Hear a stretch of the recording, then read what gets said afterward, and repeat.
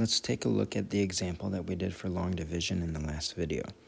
So we're going to take this quartic and we are going to then divide it by the linear factor of x plus 4. I have the work for the long division just shown under here. You've seen all that. Notice the remainder is 0.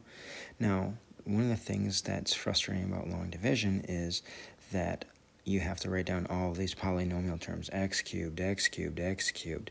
If we could just shorten that up, that would be great, because we can just know where the place values are.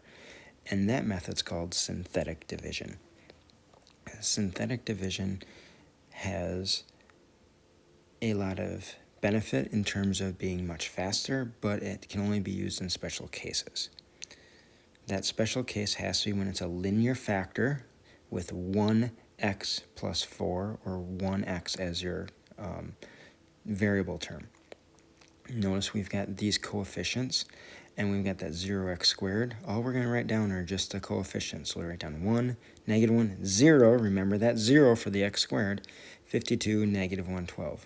We'll put this little L here. That's just the synthetic division symbol. Now if we look at x plus 4, the 0 for that is negative 4. That's what we put in the upper left there.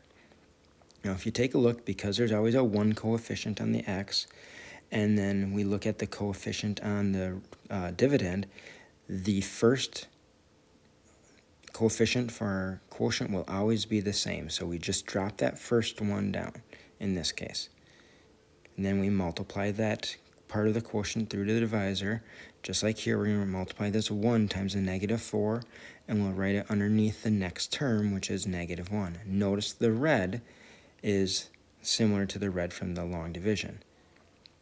Now what we'll do is, instead of subtracting, because we're using the root here, we're going to add between these two terms, because the root's the opposite sign of the divisor. Negative 1 plus negative 4 is negative 5. Now what we'll do, just like before, we'll take this part of the quotient, multiply it by everything in the divisor, but we really only care about the last term, that 4, so negative 5 times negative 4 is 20. We're putting that underneath that 0x squared term, very important. You can see where that comes from the long division. And then, of course, we'll add just like before. 0 plus 20 is 20, and then we repeat the process. We'll do this 20 for the quotient times the negative 4, get negative 80. We'll now add again, because remember we're taking the root, and then we get negative 28. Notice that matches the same as the quotient from before. We'll do negative 28 times negative 4, get 112. Add these and we get 0. This last number is always the remainder. Of course, we get 0 because we already found out that x plus 4 is a factor. Now, take a look at what we have here, a bunch of numbers without any variable terms. See, in the original dividend, we go x to the 4th, x cubed, x squared. So now all of the quotients are 1 power behind. So we have x to the 0th, or just a constant. Then that's the x term, the x squared term, and the x cubed term. I always go from right to left. That in the upper left is x plus 4, remember, as a factor. So we'll have x plus 4 times we have 1x cubed minus 5x squared plus 20x minus 28. And this equals the original quartic or dividend that we were trying to get to.